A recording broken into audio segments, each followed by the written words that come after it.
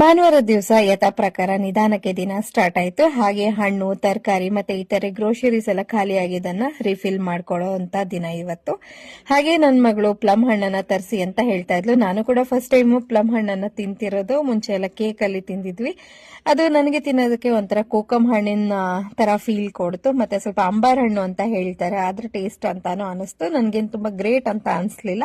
ಇದಾದ್ಮೇಲೆ ಎಲ್ಲ ಹಣ್ಣುಗಳನ್ನ ಸೇರಿಸ್ಕೊಂಡಿದ್ದಾಯ್ತು. ಹಾಗೆ ದೋಸೆ ಜೊತೆಗೆ ಒಂದು ಸಾಂಬಾರ್ ಕೂಡ ರೆಡಿ ಮಾಡಿಬಿಟ್ಟಿದ್ದೆ.